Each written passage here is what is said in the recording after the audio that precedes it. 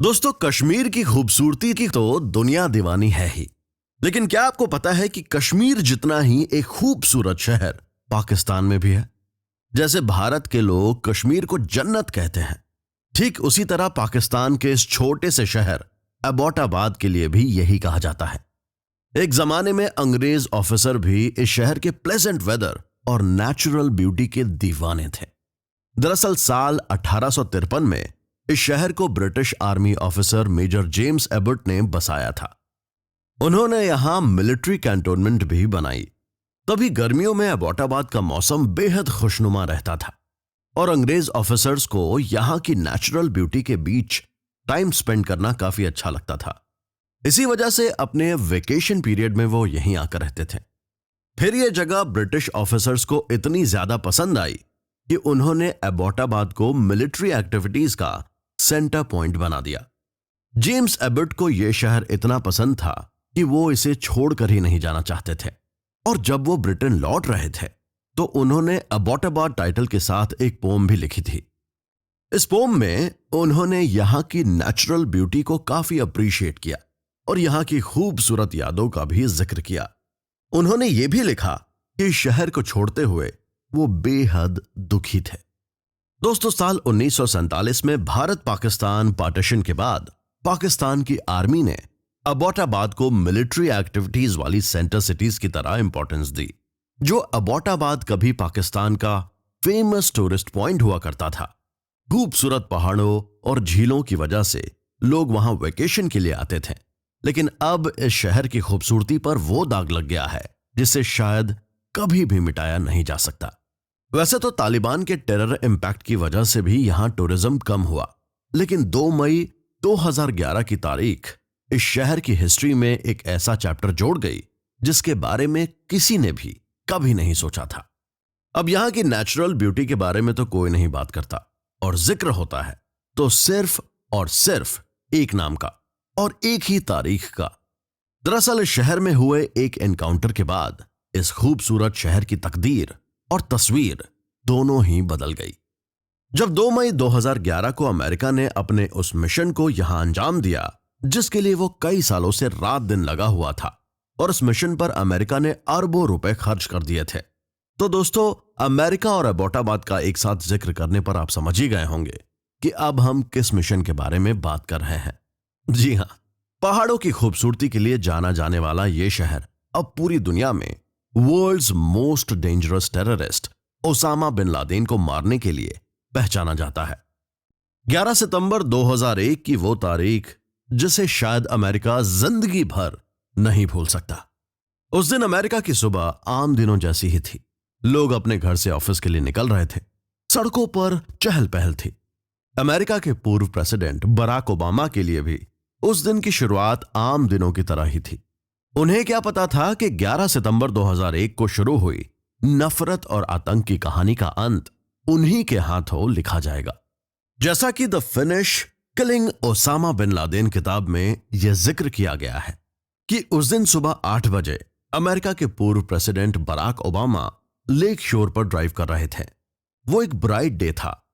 सूरज की किरणें लेक शोर की खूबसूरती को और बढ़ा रही थीं।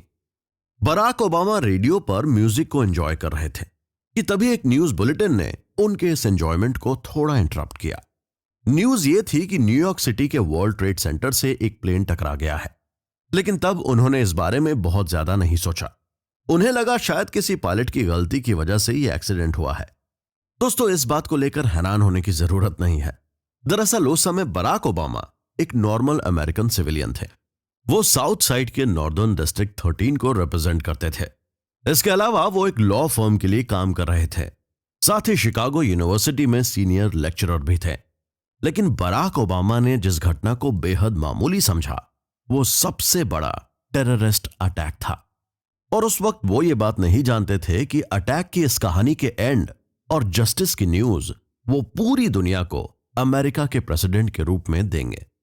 दोस्तों, ओसामा बिन लादेन की मौत उस दुश्मनी और आतंक का अंत था जिसकी शुरुआत बहुत खौफनाक तरीके से हुई थी। नफरत और बुराई का इतना क्रूअल फेस अमेरिका ने पहली बार देखा था। तारीख थी 11 सितंबर 2001। इस तारीख को शायद अमेरिका कभी नहीं भुला पाए, क्योंकि इस दिन कई लोगों ने अपने अपनों को हमेशा के लिए खो दिया, जिसकी वजह थी सिर्फ और सिर्फ नफरत। दोस्तों, 11 सितंबर 2001 को न्यूयॉर्क में सुबह 8:46 पर वर्ल्ड ट्रेड सेंटर से पहले प्लेन की टक्कर हुई, यानी अमेरिकन एयरलाइंस की फ्लाइट नंबर 11 न्यूयॉर्क के वर्ल्ड ट्रेड सेंटर के नॉर्थ टावर से टकराई। लोग सहम गए, चीखने चिल्लाने की आवाजें आने लगी, लेकिन लोगों को जब तक कुछ समझ में आता तब तक दूसरे धमाके की आवाज आती है। वो पूरा मंजर डरा देने वाला था, क्योंकि लोग पहले झटके से संभल भी नहीं पाए थे कि दूसरा झटका लग जाता है। साउथ टावर में मिसाइल की तरह एक और प्लेन घुस गया। ये प्लेन यूनाइटेड एयरलाइंस का था, फ्लाइट नंबर 175। इसके बाद न्यूयॉर्क की आइडेंटिटी वर्ल्ड ट्रेड सेंटर के ट्विन टावर देखते ही देखते धरती में समा गए। और तो और अब हर किसी को यह समझ में आ गया था कि यह कोई नॉर्मल इंसिडेंट नहीं है, यह अमेरिका पर एक टेररिस्ट अटैक है। दोस्तों, ट्विन टावर पर हुआ यह अटैक तो बस किसी खतरनाक साजिश की शुरुआत थी। अभी तो यहां बहुत कुछ होना बाकी था। जी हां, फिर उस दिन यानी कि 11 सितंबर 2001 को पेंटागन में सुबह 9:37 पर अगली शॉकिंग न्यूज आई, जब अमेरिकन एयरलाइंस की फ्लाइट नंबर 77 पेंटागन की बिल्डिंग से टकराई। अब सब परेशान थे और किसी की समझ में नहीं आ रहा था कि आखिर ये हो क्या रहा है, और आखिर ये सब कौन करवा रहा है, और इसके पीछे मकसद क्या है। इसके थोड़ी देर बाद ही अमेरिका को फिर से एक और बड़ा झटका लगा। सुबह 10:03 पर फिर से न्यूज आती है कि पेंसिल्वेनिया में भी यूनाइटेड एयरलाइंस की फ्लाइट नंबर 93 की टक्कर हो गई है। इस तरह एक के बाद एक प्लेन क्रैश की न्यूज से पब्लिक बुरी तरह डर गई। एक अजीब सा डर हर अमेरिकन के मन में बैठ गया। पता नहीं कौन से पल कौन सी खबर आ जाए, क्या वो अपने घरों में और ऑफिसेज में सेफ हैं? कई तरह के सवाल और बेचैनी अमेरिका के लोगों के मन में थी, जिसका जवाब उस वक्त शायद किसी के पास नहीं था। दोस्तों, 1.5 घंटे से भी कम वक्त में एक के बाद एक 4 पैसेंजर प्लेन्स की टक्कर से अमेरिका में खलबली मच गई थी। और अब सबसे बड़ा डर यही था कि कहीं इन अटैकर्स का अगला टारगेट व्हाइट हाउस तो नहीं। इसलिए अमेरिका की सेंट्रल इंटेलिजेंस एजेंसी CIA भी अब पूरी तरह से एक्शन मोड में आ चुकी थी। उनका पहला टारगेट था उस समय के प्रेसिडेंट राष्ट्रपति जॉर्ज बुश की सेफ्टी। प्रेसिडेंट जॉर्ज बुश की सेफ्टी को ध्यान में रखते हुए उन्हें एयरपोर्ट में शिफ्ट कर दिया गया। इसके बाद अमेरिकी एयरफोर्स के फाइटर प्लेन तुरंत एक्टिवेट हो गए और आसमान में सस्पिशियस प्लेन्स की खोज खबर में जुट गए। फिर दोपहर होते होते ये बात एकदम क्लियर हो गई थी कि अब कोई नया खतरा अमेरिका के सिर पर नहीं मंडरा रहा है। लेकिन अमेरिका की धरती पर लोगों ने जो कुछ भी देख लिया था वो बहुत ज्यादा डरावना था। यही वजह है कि आज भी अमेरिका के लोग अपनों को खोने के दर्द को याद करते हुए सहम जाते हैं। दोस्तों, 9/11 इस डेट ने न सिर्फ अमेरिका की तस्वीर बदली, बल्कि इस डेट ने पूरे वर्ल्ड के दिलो दिमाग पर खौफ की मिसाल बना दी। नफरत और बुराई का रूप इतना डेंजरस भी हो सकता है, ये मासूम लोगों को अब समझ में आ गया था।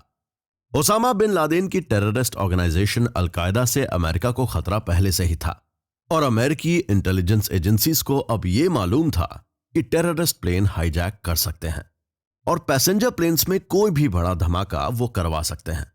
लेकिन यह बात कोई सोच नहीं सकता था कि अमेरिका पर सबसे बड़ा हमला करने के लिए ओसामा बिन लादेन अमेरिकी पैसेंजर प्लेन्स को ही बम की तरह इस्तेमाल करेगा।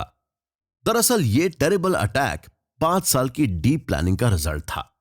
प्लेन हाईजैक करके उसे अमेरिका की लोकेशन से टकराने का खौफनाक प्लान सबसे पहले ओसामा बिन लादेन के सपोर्टर खालिद शेख मोहम्मद के दिमाग में आया, और वही 9/11 का मास्टरमाइंड भी था। जिन टेररिस्ट ने प्लेन हाईजैक किया था उनमें हानी हंजौर नाम के एक टेररिस्ट के पास कमर्शियल पायलट लाइसेंस भी था। ओसामा ने नवाफ अल हाजमी, खालिद अल महाजर, मोहम्मद अता, मरवान अल शेही और जियाद जर्राह को प्लेन उड़ाने की ट्रेनिंग लेने का फरमान सुनाया था।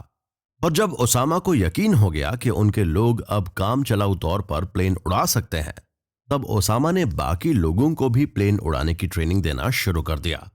जुलाई 2001 में ओसामा के लिए काम कर रहे हेंचमैन यानी गुर्गों ने अमेरिका पर जल्द से जल्द हमला करने के लिए ग्रीन सिग्नल देने के लिए कहा, ओसामा का इशारा मिलते ही अटैक के लिए तैयार 19 सुसाइड टेररिस्ट ने बॉस्टन, नेवाडा, वॉशिंगटन डीसी से अलग अलग 4 प्लेन में उड़ान भरी।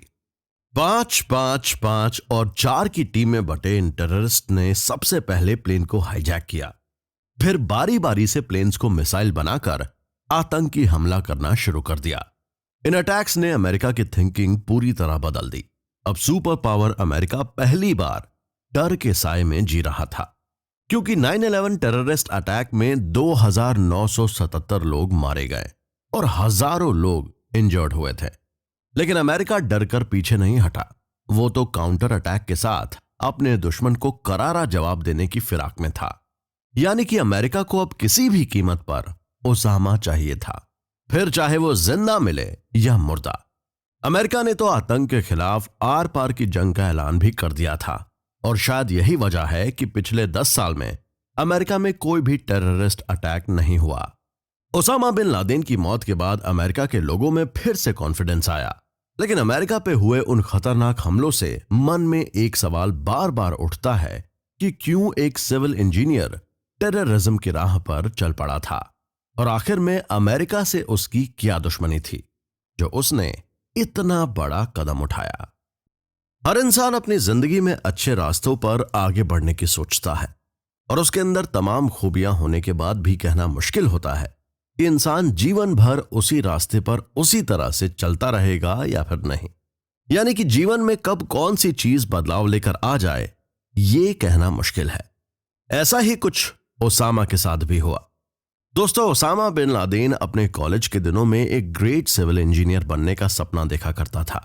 उसे बिल्डिंग, ब्रिज और नक्शों के अलावा कुछ भी समझ में नहीं आता था। कॉलेज की लाइब्रेरी उसकी फेवरेट जगह थी। यानी कि ओसामा बिन लादेन एक किताबी कीड़ा था। लेकिन फिर किताबों वाले इन हाथों में हथियार कैसे आ गए? दूसरों के घर बनाने का सपना देखने वाले ओसामा ने हजारों मासूम लोगों के घर क्यों बर्बाद कर दिए? ये सभी सवाल मन को परेशान करते हैं। और सुपर पावर अमेरिका की रातों की नींद उड़ा देने वाले ओसामा बिन लादेन का बचपन कैसा था?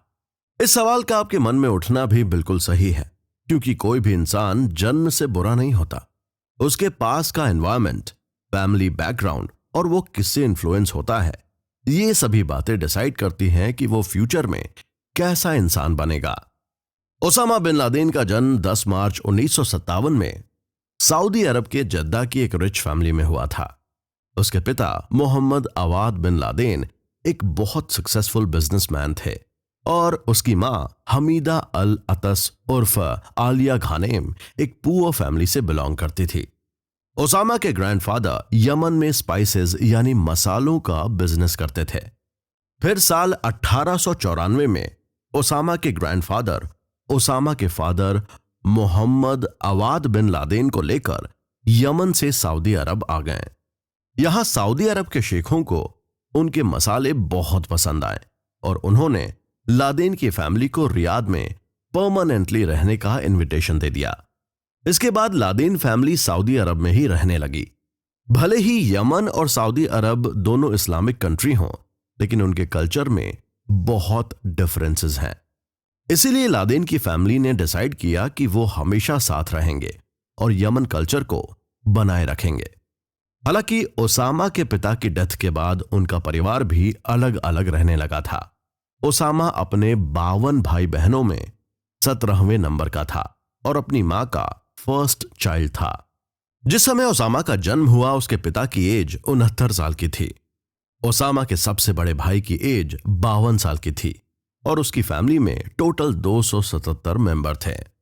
दोस्तों, ओसामा की मां और उसके पिता के बीच कोई खास अटैचमेंट नहीं था। वजह थी दोनों की उम्र में अच्छा खासा गैप। दरअसल लादेन की नानी ने पैसों की कमी की वजह से अपनी बेटी की शादी एक ओल्ड मैन यानी ओसामा के पिता के साथ करवा दी थी।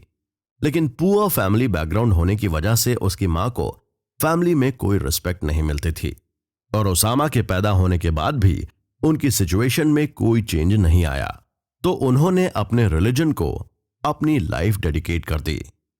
जी हां दोस्तों, पति से मिले इग्नोरेंस के बाद ओसामा की मां पूरी तरह से रिलीजियस हो गई थीं।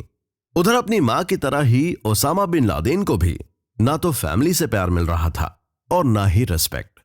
इसलिए बचपन में ही ओसामा की मां ने उसे धर्म और इस्लाम से जोड़ दिया। यानी कि जब बच्चों का मन खिलौनों और खेल के मैदानों में उलझा रहता है, तब ओसामा इस्लाम धर्म की राह पर चलना सीख रहा था। इसलिए वो भी इस एज में पूरी तरह से रिलीजियस हो गया था। और लादेन की इस्लाम में कट्टरता की वजह से ही शायद उसके अंदर वर्ल्ड को इस्लामिक कंट्री में बदल देने का जुनून पैदा हो गया था। दोस्तों, ओसामा की मां ने खुद एक इंटरव्यू में बताया था कि बचपन में ओसामा बिन लादेन बहुत शर्मीला था। ओसामा 20 साल की एज के आसपास भी बहुत स्ट्रांग, इंस्पायर्ड और पवित्र यानी प्योर थॉट्स रखता था, लेकिन बाद में वो चेंज होता चला गया। और ऐसी क्या वजह रही होगी दोस्तों कि एक शर्मीले मिजाज का बच्चा ओसामा बिन लादेन बाद में एक ऐसा तेज और खूंखार आतंकवादी बन गया जिसने कई सालों तक पूरी दुनिया को दहशत में रखा। ओसामा बिन लादेन, ये नाम सुनते ही हमारे दिमाग में इमेज क्रिएट होती है हाथों में हथियार लिए एक खतरनाक आतंकवादी की। और ऐसी इमेज बनना सही भी है, क्योंकि आज तक दुनिया ने ओसामा का डेंजरस रूप ही देखा था। और अगर आप में से कोई ये कहे कि इस शातिर दिमाग वाले आतंकवादी की इमेज कॉलेज में बहुत ही कूल और काम नेचर वाले लड़के की थी, तो शायद ही आपको यकीन होगा। लेकिन दोस्तों, ये बात सच है। ओसामा बिन लादेन बहुत ही कूल और काम माइंड का लड़का था। एक ऐसा सिविल इंजीनियर जिसके दिमाग में हर वक्त घरों और हाई राइज बिल्डिंग के मैप्स घूमा करते थे। यानी कि उसे पढ़ाई के अलावा किसी और बात में इंटरेस्ट नहीं था। लादेन ने सऊदी अरब के जद्दा में बने किंग अब्दुल अजीज यूनिवर्सिटी और लंदन के कॉलेज ऑफ सिविल इंजीनियरिंग से सिविल इंजीनियरिंग और मैनेजमेंट की पढ़ाई की थी। उसी दौरान एक दिन लादेन किंग अब्दुल अजीज यूनिवर्सिटी के इंजीनियरिंग डिपार्टमेंट की लाइब्रेरी में बैठा हुआ था। वो अपने पेपर पर बने बिल्डिंग के मैप को बार बार अलग अलग एंगल से देख रहा था। उस वक्त ओसामा को देखकर कोई भी ये गेस कर सकता था कि उसका दिमाग इस बिल्डिंग के मैप में या तो कुछ ऐड करना चाहता था या तो कोई ऐसी डिजाइन हटाना चाहता था जो इस यंग सिविल इंजीनियर को पसंद नहीं आ रही थी। उस वक्त ओसामा इतना डीपली अपने काम में बिजी था कि उसे पता ही नहीं चला कि कब दो लोग उसके बगल में आकर खड़े हो गए। फिर 2 मिनट बाद जब उसके क्लासमेट ने उसके शोल्डर पर हाथ रखा, तब ओसामा अपने इमेजिनरी वर्ल्ड से बाहर निकल कर आया। उसने ऊपर नजर उठाई तो देखा कि उसका एक क्लासमेट उसके पास खड़ा था। उसने ओसामा से कहा, दोस्त, बने बनाए मैप्स हमेशा हम जैसा चाहते हैं वैसे नहीं होते। हमें कई बार अपने मैप्स खुद बनाने पड़ते हैं। फिर ओसामा के क्लासमेट ने उसकी मुलाकात एक ऐसे शख्स से करवाई जिसके बाद बिल्डिंग्स और रोड मैप्स में डूबे रहने वाले ओसामा की जिंदगी ही पूरी तरह से बदल गई। उसके क्लासमेट ने कहा, ओसामा, इनसे मिलो, यह है शेख अब्दुल्ला आजम सादात। दोस्तों, शेख अब्दुल्ला कट्टर इस्लामिक थे। उनकी आंखों में एक अलग ही चमक थी और वो एक ही नजर में किसी भी पर्सनालिटी को डीपली समझने का टैलेंट रखते थे। वो पैदाइशी फिलिस्तीनी थे और इसीलिए लिबरेशन ऑर्गेनाइजेशन से उनका गहरा अटैचमेंट था। वो यासिर अराफात, जिसे अबू आमर के नाम से भी जाना जाता था, उसके काफी क्लोज रह चुके थे। दरअसल यासिर अराफात फिलिस्तीन का पॉलिटिकल लीडर था। शेख अब्दुल्ला की अरब कंट्रीज के ब्यूरोक्रेट्स के बीच काफी रिस्पेक्ट थी, क्योंकि वो डिप्लोमेसी के बहुत बड़े प्लेयर थे। उनका aim supreme Islamic world create करना था और उन दिनों उनका मन लिबरल ऑर्गेनाइजेशन में ज्यादा नहीं लग रहा था, क्योंकि उनका मानना था कि वहां करप्शन बहुत ज्यादा बढ़ रहा है। वो चाहते थे कि इस्लाम को अपनी रूट्स की तरफ लौटना चाहिए और इसे ना मानने वालों के अगेंस्ट जंग छिड़ देनी चाहिए। अपने इस मिशन के लिए शेख अब्दुल्ला ने लंबे समय तक यंगस्टर्स को लिबरल ऑर्गेनाइजेशन में लाने का काम भी किया। यही वजह है कि वो अपने काम के लोगों को एक नजर में पहचान जाते थे। जब उन्होंने ओसामा बिन लादेन को पहली बार देखा था, तो वो उसे देखते ही समझ गए थे कि ये यंग सिविल इंजीनियर एक दिन पूरी दुनिया को हिलाकर रख देगा। और उनका ये अंदाज बिल्कुल सही साबित भी हुआ। ओसामा बिन लादेन ने अपने आतंक से सुपर पावर अमेरिका को भी हिला दिया। जबकि उस वक्त लादेन को देखकर कोई ये इमेजिन नहीं कर सकता था कि सीधा सिंपल सा दिखने वाला इस लड़के का नाम इसी दिन दुनिया के टॉप वर्ल्ड टेररिस्ट में जुड़ जाएगा। दोस्तों, उनकी ये मीटिंग लादेन की लाइफ में एक बहुत ही बड़ा चेंज लेकर आने वाली थी। ओसामा बिन लादेन के टेररिस्ट बनने की शुरुआत तब हुई जब अरब वर्ल्ड में सारे सिचुएशन और इंसिडेंट हिस्टोरिकल रूप ले रहे थे। उस वक्त मिस्र के प्रेसिडेंट अनवर सादात इजराइल की जर्नी की प्लानिंग कर रहे थे। उनकी इस जर्नी के अगेंस्ट में मिस्र में एक अरबी मोर्चा बन रहा था। यही वजह थी कि जब अफगानिस्तान इस्लाम की चिंता के दायरे में आने लगा और मुस्लिम ब्रदरहुड का नारा अरब वर्ल्ड से निकलकर एशिया और अफ्रीका के डिस्टेंट एरिया में गूंजने लगा। हिस्टोरिकल चेंज के टाइमिंग की सेंसिटिविटी को शेख अब्दुल्ला बहुत अच्छे से पहचानता था। इसी वजह से उन्होंने अफगानिस्तान की पॉलिटिक्स में इंपैक्टफुल रोल प्ले करने का डिसीजन लिया। इसके लिए उन्होंने ओसामा बिन लादेन के रूप में फुल ऑफ पॉसिबिलिटीज वाला एक यंग फेस ढूंढ लिया। दोस्तों, साल 1980 ओसामा बिन लादेन की लाइफ का सबसे बड़ा टर्निंग पॉइंट रहा। इसके बाद ही ओसामा बिन लादेन ने आतंक की राह पर चलना शुरू कर दिया और हाथों में हथियार उठा लिए। उस वक्त अब्दुल्ला आजम और ओसामा बिन लादेन का नाम इजरायली इंटेलिजेंस एजेंसी में गुरु चेले यानी स्टूडेंट और टीचर के रूप में ऐड हो गया था। उनका पता लगाते हुए इजरायली आर्मी पाकिस्तान के पेशावर शहर में उनके घर भी जा पहुंची थी। ये वो वक्त था जब अफगानिस्तान में सोवियत आर्मी ने अपना अड्डा जमा लिया था और सोवियत यूनियन से निपटने के लिए अमेरिका ने पाकिस्तान को अपना डमी एजेंट बना लिया था। इस वजह से ही पाकिस्तान के पेशावर में हर तरह के लोग डटे हुए थे। CIA के agent, Pakistani army officer, Pakistani intelligence agency, Afghanistan से भागकर आए सत्ता के लोग, सोवियत विद्रोही लोग और दुनिया भर के इस्लामिक ऑर्गेनाइजेशन से जुड़े लोग उस वक्त पेशावर में मौजूद थे। इस्लामिक सॉल्वेशन एक्टिविटीज को कंटिन्यू रखने के लिए ओसामा बिन लादेन ने यहां रहने वाले शरणार्थियों यानी रेफ्यूजीज के लिए बिल्डिंग्स, स्कूल्स और हॉस्पिटल्स बनाने का काम हाथ में लिया। दरअसल जब ओसामा बिन लादेन ने अपनी आंखें खोली तब तक कंस्ट्रक्शन का बिजनेस उसकी फैमिली का ट्रेडिशनल बिजनेस बन चुका था। फिर उसने सिविल इंजीनियरिंग की पढ़ाई भी की थी, इसलिए इस फील्ड की तमाम स्किल्स यहां उसके काम आ रही थी। रिलीजियस डेडिकेशन के साथ ही हार्ड वर्क और ऑनेस्टी भी उसके पास थी। साल 1984 तक ओसामा ने दुर्गम यानी पाथलेस जगहों में रोड्स और अंडरग्राउंड रास्ते बनाने के मामले में अपनी एक्सपर्टीज और इमेजिनेशन का लोहा मनवा लिया और वहीं अपनी हार्डशिप, डेडिकेशन और टैलेंट की वजह से ओसामा इस्लामिक रेवोल्यूशनरीज की आंखों का तारा बन गया। लेकिन अब ओसामा बिन लादेन खुद अपने काम से बोर होने लगा था। ओसामा को लगने लगा था कि इस्लामिक सिस्टम के लिए लड़ी जा रही लड़ाई में उसका रोल सेकंड पोजीशन पर था। लेकिन ओसामा बिन लादेन तो एयर राइफल उठाकर फ्रंट लाइन पर वॉर लड़ना चाहता था। इसलिए देखते ही देखते कब सिविल इंजीनियरिंग का एक स्टूडेंट वॉरियर बन गया, ये किसी और को तो क्या खुद उसे भी नहीं पता चला। वो अब अपने चाहने वालों का फेवरेट वॉरियर बन गया था और रूसी आर्मी के लिए दुश्मन नंबर 1। दोस्तों, ओसामा एक वॉरियर के रूप में इतना पॉपुलर हो चुका था कि रूसी आर्मी उससे डरने लगी थी। रूसी आर्मी के बीच ओसामा को लेकर भयंकर डर था, इसलिए रूसी आर्मी हर हाल में ओसामा को पकड़ना चाहती थी और उस वक्त रूसी आर्मी ने ओसामा को जिंदा या मुर्दा पकड़ने के लिए भारी भरकम इनाम देने का अनाउंसमेंट भी कर दिया था। क्योंकि ओसामा को पकड़ना रूसी आर्मी के लिए इम्पॉसिबल हो गया था, उसके एनिमीज को ओसामा बिन लादेन की एक झलक भी देखने को नहीं मिल रही थी।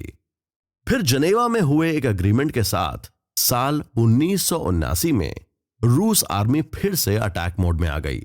रूसी आर्मी के घर वापस लौटने के बाद पेशावर में डेरा डाले मुजाहिदीन और अरब स्वयंसेवकों ने जलालाबाद की तरफ मार्च किया।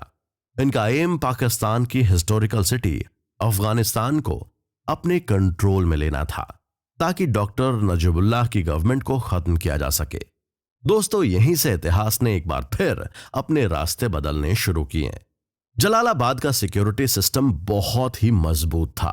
हालांकि मुजाहिदीन अमेरिका और पाकिस्तान के सोल्जर्स बहुत ज्यादा होने की वजह से कॉन्फिडेंट थे, लेकिन इस वॉर का एक प्रैक्टिकल एस्पेक्ट यह था कि मुजाहिदीन बुरी तरह से हार रहे थे।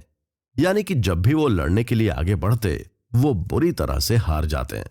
इस वॉर में ओसामा को एयर बेस पर अटैक करने का काम सौंपा गया। लेकिन इसकी सक्सेस को दो वजह से कोई खास इंपॉर्टेंस नहीं मिली। एक तो यह कि मुजाहिदीन हर मोर्चे पर बुरी तरह से हार रहे थे। दूसरी वजह यह थी कि ओसामा अटैक के दौरान खुद गंभीर रूप से घायल हो गया था। इस बीच एक बुरी न्यूज ने भी ओसामा बिन लादेन को पूरी तरह से तोड़ दिया। वो न्यूज थी उसके आइडल शेख आजम और उनके दो बेटों की हत्या। पेशावर में शेख आजम और उनके दो बेटों को बम से उड़ा दिया गया। दरअसल शेख आजम के बहुत सारे लोग दुश्मन बन गए थे। उनकी हत्या किसने की, इस बारे में आज तक पता नहीं चल सका। लेकिन इस इंसिडेंट से लादेन पूरी तरह से टूट चुका था। वो ये सोचने लगा कि कैसे इस्लाम की रिस्पेक्ट की लड़ाई लड़ रहे लोग भी बेईमान और धोखा देने वाले हो सकते हैं। एयरबेस पर हुए अटैक में घायल होने की वजह से ओसामा ने कई दिन बिस्तर पर ही बिताए थे। उसे दिन रात यही बात परेशान करती रही। वो सोचने लगा कि जिस रास्ते पर वो चल रहा है वो शायद सही नहीं है। इसके बाद ओसामा ने घर जाकर फिर से अपना फैमिली बिजनेस शुरू करने की सोची। 1989 में अफगानिस्तान में सोवियत संघ के हटने के बाद लादेन अपनी फैमिली की कंस्ट्रक्शन कंपनी के लिए काम करने के मकसद से सऊदी अरब लौट गया। अब उसने अपनी ऑर्गेनाइजेशन को स्ट्रांग करने के लिए फंड कलेक्ट करना शुरू कर दिया था। तब तक अलकायदा ग्लोबल ग्रुप बन चुका था।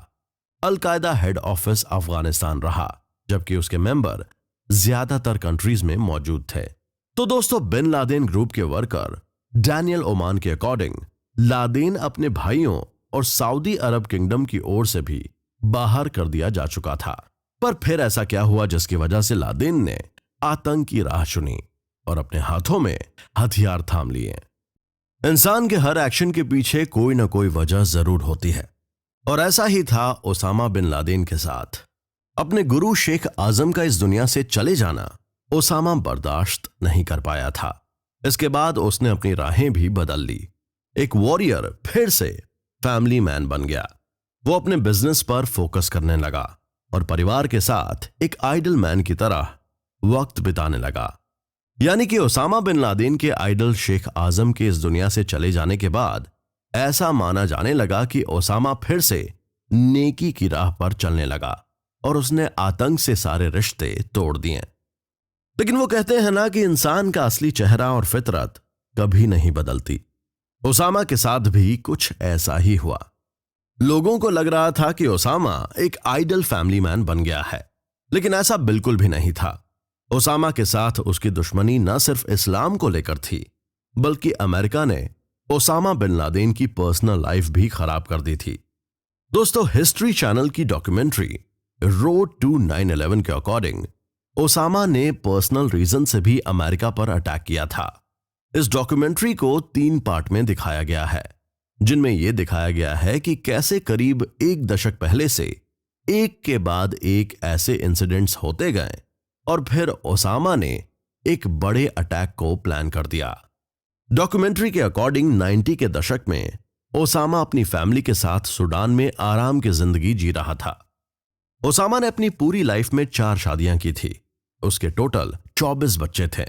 इसी बीच अमेरिकी गवर्नमेंट ने ओसामा को सूडान से बाहर निकलने के लिए वहां की गवर्नमेंट पर प्रेशर क्रिएट किया। इसी वजह से उसे सूडान छोड़ना पड़ गया।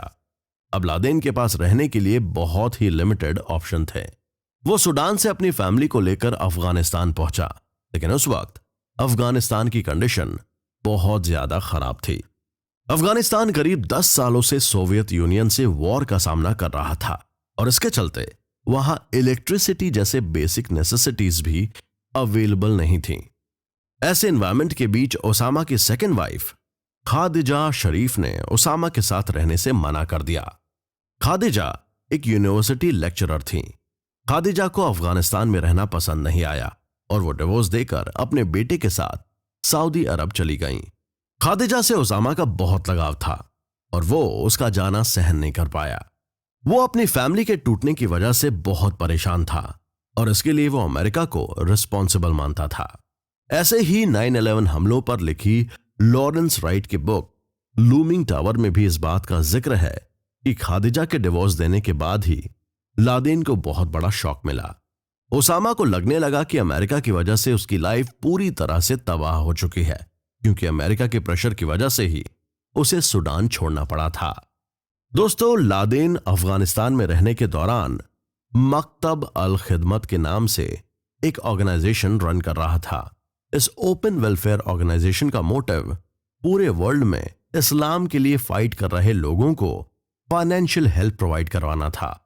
ये ऑर्गेनाइजेशन एक तरह से वर्ल्ड के अलग अलग पार्ट्स में रह रहे मुजाहिदीनों की आर्मी थी।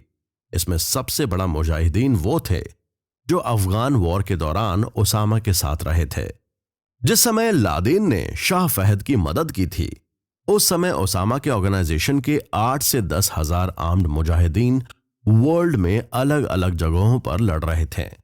इन मुजाहिदीन मिलिटेंट्स के पास इराक की आर्मी की तरह मॉडर्न वेपन्स तो नहीं थे, लेकिन फाइटिंग स्पिरिट खूब थी। उन्हें मरने से बिल्कुल भी डर नहीं लगता था और यही उनकी सबसे बड़ी पावर बन गई। इन मिलिटेंट्स के पास भी assault rifle, rocket launchers, land mines और क्रूज मिसाइल्स और छोटी क्रूज मिसाइल्स का भंडार था। इन्हीं वेपन से इन मुजाहिदीनों ने अफगान से सोवियत आर्मी को भगाने का काम किया। हालांकि सऊदी अरब के शाह ने लादेन के बजाय अमेरिका पर ट्रस्ट किया और यूएस प्रेसिडेंट बुश से अपनी प्रोटेक्शन के लिए मदद मांगी।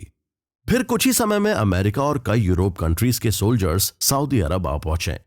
उस पीरियड तक ओसामा सऊदी अरब में काफी पॉपुलर हो चुका था, इसलिए यह बात फैल गई थी कि शाह ने लादेन की हेल्प ना लेकर अमेरिका से सपोर्ट मांगा।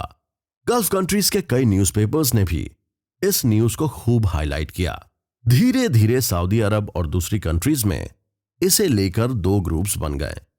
एक ग्रुप को यह लगता था कि शाह ने लादेन से हेल्प ना लेकर गलत किया। उनको लगता था कि Laden popular Islamic religious leader हैं। सभी इस्लामिक कंट्रीज जानती हैं कि वो रिलीजन के लिए कितने ऑनेस्ट हैं। लादेन के कहने पर लाखों मुस्लिम यूथ्स इराक के अगेंस्ट खड़े हो सकते थे। वहीं दूसरे ग्रुप के लोगों का कहना था कि शाह ने लादेन की बात ना मानकर अमेरिकी आर्मी को बुलाकर बिल्कुल सही डिसीजन लिया है। तभी एक और इंसिडेंट ऐसा हुआ जिसने ओसामा को अमेरिका का जानी दुश्मन बना दिया। दोस्तों, ये वजह थी अमेरिका के सोल्जर्स की एक गलत डिमांड। अमेरिका ने यह कभी नहीं सोचा था कि उसके सोल्जर्स की डिमांड अमेरिका के लिए सालों का थ्रेट खड़ा कर देगी। वो इंसिडेंट क्या था, चलिए हम आपको बताते हैं। दरअसल अमेरिका की ओसामा के साथ दुश्मनी की एक और वजह थी और वो थी अमेरिका के सोल्जर्स। ये बात साल 1990 की है। सऊदी अरब की सिक्योरिटी के लिए आए अमेरिकी सोल्जर्स को अब अरब गवर्नमेंट ने विमेन सप्लाई कर दी थी ताकि अमेरिकी सोल्जर्स की फिजिकल नीड पूरी की जा सके। अमेरिकी सोल्जर्स के लिए तो ये विमेन सेक्स वर्कर्स ही थी, लेकिन ओसामा का मानना था कि ये इस्लाम के अगेंस्ट है और इसके लिए वो ओपनली प्रोटेस्ट भी करना शुरू कर दिया। अरब के शाह से ओसामा ने इसकी कंप्लेन भी की, लेकिन इसका बिल्कुल उल्टा हुआ। अमेरिका ने अरब के शाह के साथ मिलकर ओसामा की ही लाइफ का दी एंड करने का प्लान बना दिया। ओसामा की लाइफ का चैप्टर इतनी जल्दी क्लोज होने वाला नहीं था, बल्कि अब ओसामा अमेरिका के लिए एक बहुत बड़ा खतरा बन चुका था। इन सभी इंसिडेंट के बाद ओसामा ने अमेरिका को अपना जानी दुश्मन मान लिया और उसके बाद ही उसने अमेरिका के खिलाफ 12 पेजेस का मैनिफेस्टो यानी घोषणा पत्र लिखा। ओसामा अमेरिका को न सिर्फ इस्लामिक वर्ल्ड को बल्कि अपनी पर्सनल लाइफ को डिस्ट्रॉय करने के लिए भी रिस्पॉन्सिबल मानता था। उस दौरान अमेरिका ने सऊदी अरब की गवर्नमेंट के साथ मिलकर ओसामा को खत्म करने की कोशिश की, लेकिन वो आतंक का एक नया चेहरा बनकर अमेरिका के सामने आया, जिसका अंदाजा अमेरिका को बिल्कुल भी नहीं था। इधर अमेरिका ने ओसामा को अफगानिस्तान भेजकर यह सोच लिया कि दुनिया जल्द ही उसे भुला देगी, लेकिन इसके उलट उसने तो अमेरिका के खिलाफ जंग का फरमान जारी कर दिया। अब ओसामा बिन लादेन का दिमाग पहले से ज्यादा खतरनाक हो चुका था। उसने फंड कलेक्ट करके खुद को और भी ज्यादा स्ट्रॉन्ग करना शुरू कर दिया था। अब उसने टेररिस्ट के ट्रेनिंग कैंप भी शुरू कर दिए थे और ओसामा का पहला एम था अमेरिका को मुस्लिम देशों से बाहर निकालना और अमेरिका को डराना और धमकाना। अब ओसामा फिर से हथियार थाम चुका था। उसका मकसद अमेरिका की आंखों में डर देखना था। उधर अमेरिका को भी ओसामा एक खतरा लगने लगा था और अमेरिका ने ओसामा को पकड़ने की शुरुआत कर दी थी। तो दोस्तों, कितने सालों से अमेरिका की इंटेलिजेंस एजेंसी ओसामा को ढूंढ रही थी और उसे पकड़ने के लिए अमेरिका ने कितने पापड़ बेले। पूरी दुनिया में खुद को सुपर पावर बताने वाला अमेरिका इस बात को एक्सेप्ट नहीं कर पा रहा था कि एक आतंकवादी ने उसके देश में घुसकर उसे चुनौती दी है। इसी के चलते अमेरिका और ओसामा अब एक दूसरे के दुश्मन बन चुके थे। अमेरिका की इंटेलिजेंस एजेंसी ओसामा के हर मूवमेंट पर अपनी आंख गड़ाए बैठी थी और अब ओसामा को पकड़ना अमेरिका का पहला टारगेट बन गया। लेकिन ओसामा जैसे शातिर दिमाग आतंकी को पकड़ना कोई आसान काम नहीं था। अमेरिका को यह काम जितना आसान लग रहा था, ये उससे कई ज्यादा गुना मुश्किल था। दोस्तों, कई बार जब अमेरिकी गवर्नमेंट ओसामा बिन लादेन के ठिकानों का पता लगाती तो वो हर बार चकमा देकर बच निकलता। दरअसल CIA की ओसामा बिन लादेन को पकड़ने में दिलचस्पी तभी से शुरू हो गई थी जब वो अफगानिस्तान से सूडान चला गया। ओसामा के आतंकी ऑर्गेनाइजेशन अलकायदा के खतरे को अमेरिका बहुत पहले ही समझ गया था। इसलिए CIA ने अमेरिका की हर मूवमेंट पर नजर रखना शुरू कर दिया। अमेरिका की गवर्नमेंट समझ गई थी कि ओसामा के दिमाग में कुछ खतरनाक चल रहा था। वहीं दूसरी तरफ ओसामा ने भी अब टेरर फैलाना शुरू कर दिया था। 26 फरवरी 1993 को खालिद के भतीजे रमजी यूसुफ ने विस्फोटक से लदी एक कार को वर्ल्ड ट्रेड सेंटर के नॉर्थ टावर के बेसमेंट में प्लांट किया और उसे उड़ा दिया। इस धमाके में 6 लोग मारे गए थे। दोस्तों, ये वही खालिद शेख मोहम्मद है जिसने 9/11 के हमले की पूरी प्लानिंग की थी। अमेरिका को अब हर कीमत पर ओसामा बिन लादेन चाहिए था और इसी वजह से दिसंबर 1995 को CIA ने ओसामा पर कड़ी नजर रखने के लिए एक small unit bin Laden unit बनाई। इस यूनिट को माइकल शोर्स ने लीड किया था। उस समय सीक्रेट इंफॉर्मेशन कलेक्ट करने का अमेरिकी एजेंसी के पास सबसे अच्छा वेपन था किसी सस्पिशियस को पकड़ना और उसे इन्वेस्टिगेट करना। लेकिन उस वक्त अलग अलग कंट्रीज में इन्वेस्टिगेशंस को लेकर अलग अलग रूल्स थे और एजेंसी को उन रूल्स को फॉलो करना पड़ता था। यानी वो किसी भी कंट्री के सस्पिशियस पर्सन के साथ बुरा बिहेव नहीं कर सकती थी। उस वक्त एजेंसी के पास सस्पिशियस टेररिस्ट का एनकाउंटर करने का ऑप्शन भी नहीं था। इसलिए ओसामा को पकड़ने के लिए उस वक्त ईस्ट अफ्रीका और बाल्कन जैसे कंट्रीज से भी अमेरिका ने सपोर्ट मांगा था। साल 1996 से 2005 तक सेंट्रल इंटेलिजेंस एजेंसी की ऑपरेशनल स्टैंड अलोन यूनिट थी जो 9/11 के अटैक से पहले और बाद में ओसामा बिन लादेन और उसके सपोर्टर्स पर नजर रखने के लिए काम करती थी। इसके जरिए ही ये इंफॉर्मेशन मिली थी कि ओसामा बिन लादेन सितंबर 1996 में सूडान में था। ये इंफॉर्मेशन एक सूडानी टेररिस्ट जमाल अल फदल ने अमेरिकन एम्बेसी को दी थी। जमाल अल फदल लादेन के काफी क्लोज रहा और लादेन भी उसे अपना सपोर्टर मानता था। ये बात जमान ने अमेरिकी एजेंसी को ईस्ट अफ्रीका की एक कंट्री इरिट्रिया में बताई थी। इसके बाद उसे अमेरिका ले जाया गया और वहां फेडरल विटनेस प्रोटेक्शन में उन्होंने जलाल से अलकायदा से जुड़ी इंफॉर्मेशन हासिल करने की कोशिश की। वो अलकायदा के फॉर्मेशन से लेकर उसे कौन और कैसे लीड कर रहा है और फ्यूचर में इसके क्या प्लान है, इस सब के बारे में पता करने की कोशिश कर रहे थे। और उस टेररिस्ट की इंफॉर्मेशन से ही पता चला था कि ओसामा बिन लादेन की ये ऑर्गेनाइजेशन कोई बड़ा टेररिस्ट अटैक करने की प्लानिंग कर रही है और वो इसमें पूरी तरह से कैपेबल भी हैं। इस इंफॉर्मेशन ने अमेरिकी गवर्नमेंट को थोड़ा और ज्यादा परेशान कर दिया और उनका सर्च ऑपरेशन और तेज हो गया। इधर अलैक स्टेशन के ऑफिसर सूडान में ओसामा बिन लादेन को पकड़ने में फेल हो गए थे, लेकिन उन्होंने ये पता किया कि लादेन का कई तरह का कंस्ट्रक्शन का काम चल रहा है और उन्होंने लादेन को अलग अलग तरह से हरास करने का सोचा। उस वक्त सूडान में लादेन के कई प्रोजेक्ट एक्टिवली काम कर रहे थे। ओसामा को परेशान करने के लिए अलैक स्टेशन के ऑफिसर्स ने उसके कंस्ट्रक्शन इक्विपमेंट्स को तोड़ने की प्लानिंग की और वहां अटैक करने का भी प्लान बनाया। इसके लिए अलैक स्टेशन के ऑफिसर्स ने इजरायली मिसाइल स्पाइक इंजन की भी डिमांड की। उनका मानना था कि ये लादेन के एरिया और उसके काम को सीज करने में हेल्प करेगा। जब अमेरिकी सीनेट में इस मिशन के बारे में डिस्कशन किया गया तो इस मिशन को लेकर एक मेंबर ने ऑब्जेक्ट किया। उस मेंबर का कहना था कि इसका असर सूडान में काम कर रहे लेबर्स और फार्मर्स पर भी पड़ेगा। इस वजह से ही यह मिशन कैंसिल कर दिया गया। लेकिन अलग अलग तरह से ओसामा को परेशान करने की लगातार कोशिश जारी रही। जैसा कि हमने पहले भी बताया था, अमेरिका की वजह से ही लादेन को सूडान छोड़ना पड़ा और इस वजह से वो काफी ज्यादा परेशान रहा। जब ओसामा बिन लादेन बदले की आग में तड़प रहा था, इसके साथ ही वो अपने और अपनी फैमिलीज के लिए सेफ और सिक्योर जगह भी सर्च कर रहा था। ओसामा बिन लादेन ने अफगानिस्तान को अपना ठिकाना बनाया। सूडान से ओसामा को भगा देने को ही एलेक्स स्टेशन ने अपनी बड़ी जीत मान लिया। उन्हें लगा कि उन्होंने अपना टारगेट अचीव कर लिया, लेकिन उन्हें पता नहीं था कि ओसामा बिन लादेन अब पर्सनली भी अमेरिका को अपना सबसे बड़ा दुश्मन मान चुका था। 1997 में तालिबान के लीडर मुल्ला उमर ने ओसामा बिन लादेन को कांधार में रहने के लिए इनवाइट किया। शहर के साउथ में जहां एक एक्सपेरिमेंटल एग्रीकल्चर स्टेशन काम कर रहा था, वहां ओसामा को रहने के लिए जगह दी गई। इस जगह का नाम था टर्नक फार्म। ये एक ऐसी जगह थी जहां पर अमेरिकन एजेंसी के स्पाई यानी जासूसों का एक बड़ा नेटवर्क काम कर रहा था। इस ग्रुप को ट्रिप पॉइंट कहा जाता था। अब एजेंसी ओसामा बिन लादेन की हर एक्टिविटीज को क्लोजली वॉच कर रही थी। उस वक्त फिर श्योर के ग्रुप ने एक प्लान बनाया। ये साल 1998 की बात रही होगी। मई या जून के महीने में एलेक्स स्टेशन के ऑफिसर फिर से ओसामा को पकड़ने के लिए प्लानिंग कर रहे थे। ये ईस्ट अफ्रीका में बॉम्ब ब्लास्टिंग से पहले का टाइम रहा होगा। इस मिशन को स्नैच एंड ग्रैब का नाम दिया गया। अफगानिस्तान पर हेलीकॉप्टर से एक स्पेशल टीम नजर रख रही थी, लेकिन जब इस प्लान को डिटेल में देखा गया तो इसे बहुत ही ज्यादा रिस्की माना गया। इसमें अमेरिकन आर्मी को भी काफी नुकसान हो सकता था, साथ ही कुछ बच्चे भी मारे जा सकते थे।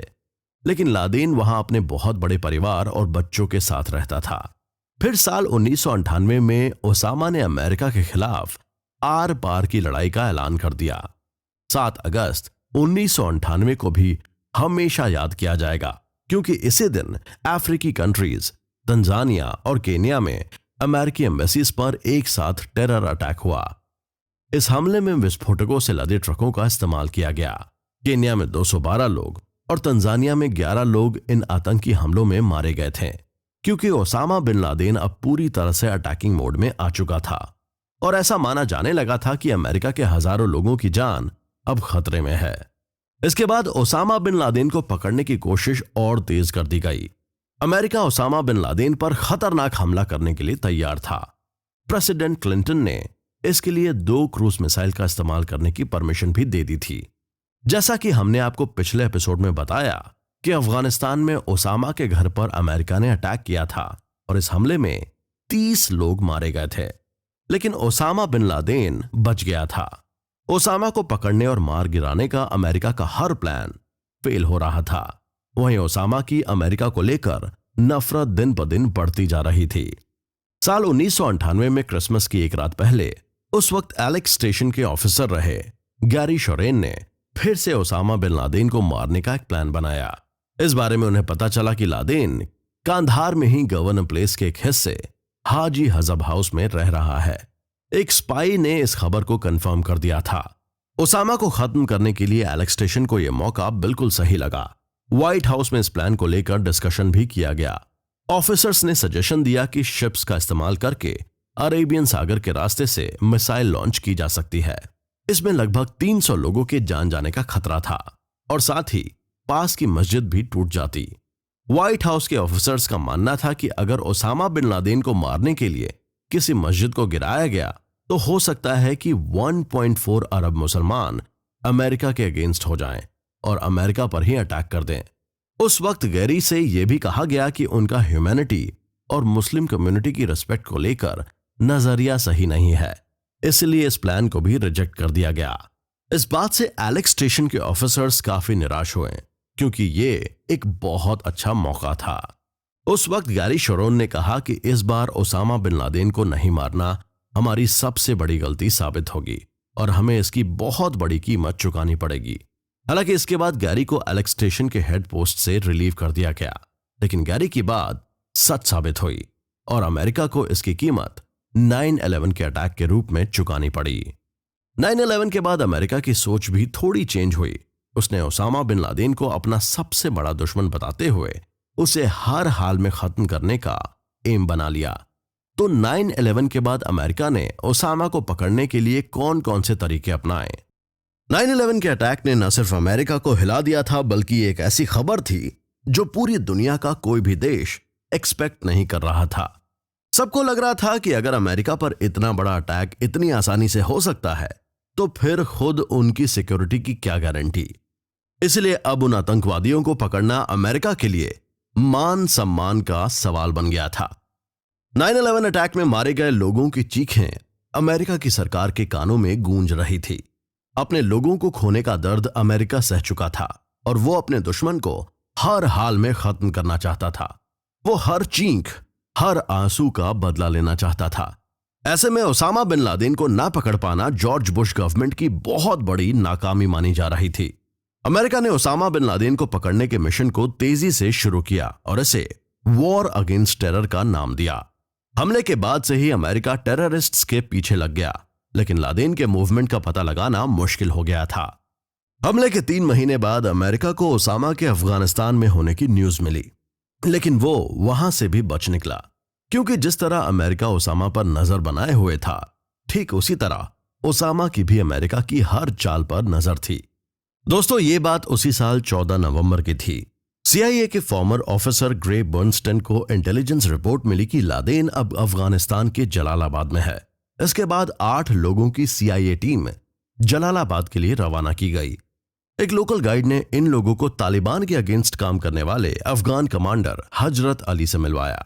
अली ने 3 फाइटर्स को मदद के लिए US की टीम के साथ भेजा, लेकिन फिर CIA की टीम होपलेस हुई।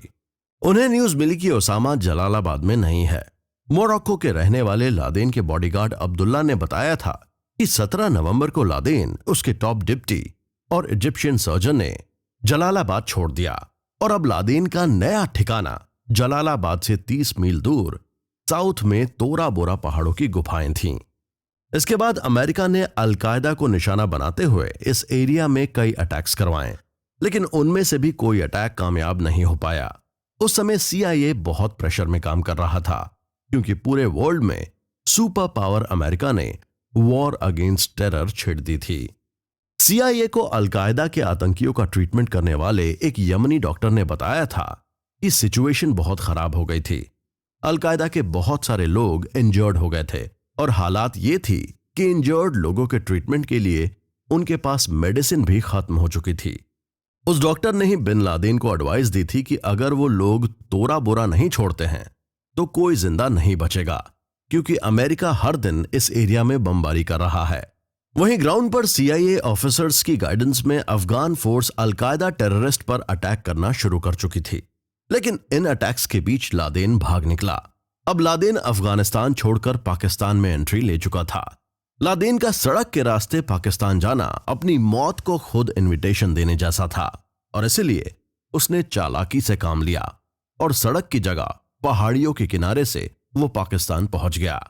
उस वक्त ब्रिटेन के एक प्रोमिनेंट न्यूज़पेपर गार्डियन ने इस बारे में लिखा था कि इंटेलिजेंस एजेंसी से जुड़े कुछ डॉक्यूमेंट्स उन्हें मिले हैं, जिनसे पता चलता है कि अल-कायदा के एक सीनियर कमांडर अबू तुराब के इंटरफेरेंस के बाद लादेन और उसके सपोर्टर्स अल जवाहिरी की सिक्योरिटी के लिए 40 से 50 फाइटर्स अवेलेबल करवाए गए थे।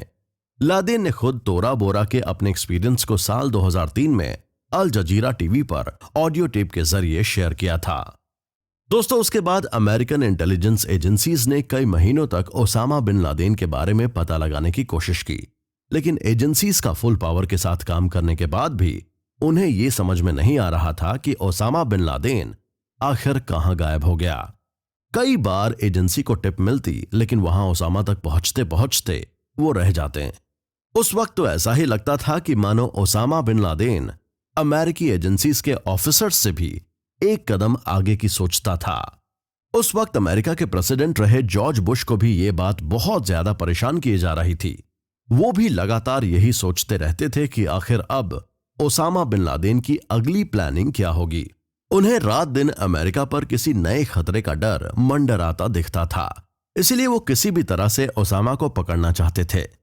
जॉर्ज बुश तो इस बात की अनाउंसमेंट पहले ही कर चुके थे कि 9/11 अटैक के दोषी टेररिस्ट को किसी भी कीमत पर बख्शा नहीं जाएगा। उन हाईजैकर्स में से 15 सऊदी अरब के थे, जबकि बाकी UAE, मिस्र और लेबनान के थे। अमेरिका अब साम दाम दंड भेद हर तरीके से अपने दुश्मन को पकड़ने में जुट गया।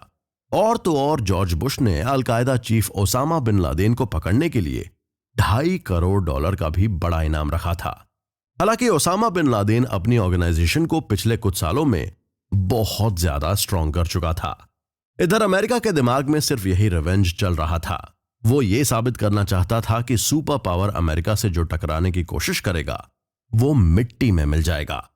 फिर इस बदले की शुरुआत अमेरिका ने इराक से की। दरअसल अमेरिका ने अपने सोल्जर्स को इराक भेज दिया, जहां पर उसका टारगेट सद्दाम हुसैन था। और दूसरी तरफ अमेरिका ने अफगानिस्तान से तालिबानी शासन को उखाड़ फेंकने की कोशिशें तेज कर दी। साल 2001 में जब अमेरिका ने अफगानिस्तान पर अटैक किया था, उस वक्त अफगानिस्तान कई हिस्सों में बटा हुआ था। अल-कायदा के कई नेता अंडरग्राउंड हो गए थे, लेकिन खत्म नहीं हुए थे। और अमेरिका को ओसामा बिन लादेन को पकड़ने का काम जितना आसान लग रहा था, ये उतना ही मुश्किल साबित हुआ। तभी तो अमेरिका को ओसामा को ढूंढ निकालने में 10 साल से ज्यादा का टाइम लगा। लेकिन क्यों और किस तरह से यह ऑपरेशन 10 साल तक चलता रहा, और फिर कैसे अमेरिका को अपने मिशन में कामयाबी मिली? दोस्तों, अगर बड़ा मुकाम हासिल करना है तो रास्ता मुश्किल ही होता है, और ऐसा ही कुछ हाल था अमेरिका का। वो एक ऐसे आतंकवादी को पकड़ना चाहता था जो उस वक्त आतंकवाद का सबसे बड़ा चेहरा बन चुका था, जिसे पकड़ने के लिए अमेरिका ने हर हाल में कोशिश कर ली, एड़ी से चोटी का जोर लगा लिया। अमेरिका ने ओसामा बिन लादेन को पकड़ने में अपनी सारी पावर यूज कर ली। अमेरिका ने ह्यूमन इंटेलिजेंस, सिग्नल्स इंटेलिजेंस, जियो स्पेशियल इंटेलिजेंस और यहां तक कि मेजरमेंट और सिग्नेचर इंटेलिजेंस, जो कि सर्चेबल डेटा को टेक्निकली कन्वर्ट करने का काम करता था, उसको भी CIA के साथ ही अमेरिका ने इस काम में जोड़ दिया था। लेकिन फिर भी अपने इस मिशन में सक्सेस हासिल करने के लिए अमेरिका को 10 साल का टाइम लग गया। तो चलिए हम इन 10 सालों की जर्नी पर चलते हैं और जानते हैं कि आखिर इन 10 सालों में क्या क्या कोशिशें की गईं और अमेरिका के साथ वर्ल्ड के दूसरे हिस्सों में क्या हलचल हुई। दोस्तों, ये बात है साल 2001 की, जब अल जजीरा चैनल पर ओसामा बिन लादेन ने अमेरिका को धमकाते हुए एक लेटर जारी किया था, जिसमें लादेन ने अमेरिका को अफगानिस्तान में मिलिट्री एक्शन रोकने की वार्निंग दी थी। इस धमकी में उसने कहा था कि अमेरिका मिडिल ईस्ट की कंट्रीज में अपना इंटरफेरेंस बंद कर दे, वरना इसके रिजल्ट्स बहुत बुरे हो सकते हैं। वहीं अपने एक लेटर में ओसामा बिन लादेन ने पाकिस्तान के मुसलमानों से अपील की थी कि उन्हें इस्लाम के हक में उठ खड़ा होना चाहिए। इस्लाम को उनके सपोर्ट की जरूरत है। उन्हें अपने देश को अमेरिका की एंटी अफगान पॉलिसीज में सपोर्ट देने से रोकना चाहिए। लेकिन उस वक्त पाकिस्तान लगातार अमेरिका की हेल्प कर रहा था। फिर कुछ दिनों बाद अमेरिकी सोल्जर्स ने लादेन के एक रेडियो मैसेज को कैच किया। यह मैसेज अफगानिस्तान के पहाड़ी एरिया टोरा बोरा से ब्रॉडकास्ट किया गया था। लेकिन अमेरिकी ऑफिसर्स ने उस वक्त ये मान लिया था कि फिलहाल ये पता लगाना बहुत मुश्किल है कि ओसामा बिन लादेन आखिर कहां छुपा है। उसके बाद साल 2002 में अल जजीरा चैनल पर एक पुराना वीडियो रिलीज किया गया, जिसमें बिन लादेन को उनके सपोर्टर्स के साथ दिखाया गया। साथ ही अमेरिका पर हुए अटैक में मेन रोल प्ले करने वाले किडनैपर्स का सुसाइड नोट भी दिखाया गया। इसके बाद 11 सितंबर को हुए हमले के पीछे मास्टरमाइंड रिमजी बिन अलशीब को पाकिस्तान से गिरफ्तार किया गया। फिर अल जजीरा चैनल पर लादेन का एक और टेप फिर से रिलीज किया गया, जिसमें लादेन ने बाली, यमन और मॉस्को में किए गए टेररिस्ट अटैक की रिस्पॉन्सिबिलिटी ली थी। दोस्तों, उसके बाद साल 2003 में एक और टेप रिलीज की गई। इस टेप में कहा गया कि अगर अमेरिका और ब्रिटेन ने इराक पर अटैक किया तो उन पर भी खतरनाक हमले किए जाएंगे। फिर अलकायदा के प्रोमिनेंट लीडर खालिद शकील मोहम्मद को पाकिस्तान में अरेस्ट किया गया। दरअसल एक्सपर्ट्स का मानना था कि शकील मोहम्मद हाथों हाथ भेजने वाले मैसेज और ईमेल की हेल्प से ओसामा बिन लादेन से कंटिन्यूअसली कांटेक्ट में था। उसके बाद एक ऑडियो रिकॉर्डिंग फिर रिलीज की गई, जिसमें गल्फ कंट्रीज की गवर्नमेंट पर अटैक करने की वार्निंग दी गई थी। अब ओसामा बिन लादेन अमेरिका के अलावा बाकी कंट्रीज के लिए भी खतरा बनता जा रहा था। सितंबर अक्टूबर के महीने में अल जजीरा चैनल पर बिन लादेन ने एक और ऑडियो टेप जारी किया, जिसमें 9/11 में उसके जिन साथियों की डेथ हुई थी उसने उन्हें याद किया, साथ ही नए अटैक के लिए भी अलर्ट कर दिया। दोस्तों, साल 2004 में अल जजीरा ने ओसामा की आवाज में एक और टेप जारी किया, जिसमें ओसामा बिन लादेन ने उस वक्त इराकी प्रेसिडेंट सद्दाम हुसैन के अरेस्ट का जिक्र करते हुए कहा था कि अमेरिका उन वेस्टर्न कंट्रीज को लीड कर रहा है जो इराक के अगेंस्ट वॉर लड़ रहे हैं। दरअसल अमेरिका में होने वाले प्रेसिडेंट इलेक्शन के ठीक पहले अल जजीरा पर बिन लादेन का एक वीडियो टेप रिलीज किया गया। इस टेप में लादेन ने कहा था कि अमेरिका पर 9/11 में हुए हमले की वजह अभी भी मौजूद हैं। वो और उनके सपोर्टर्स अमेरिका में नए अटैक की प्लानिंग कर रहे हैं और वहां का राष्ट्रपति कोई भी बने, हम अपनी प्लानिंग नहीं बदलेंगे।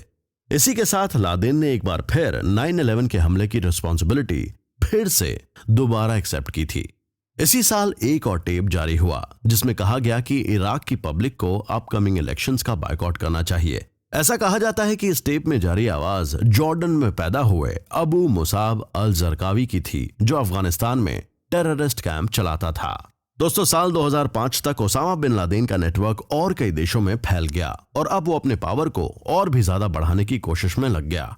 वहीं अमेरिका भी ओसामा बिन लादेन को पकड़ने की हर मुमकिन कोशिश में लगा हुआ था।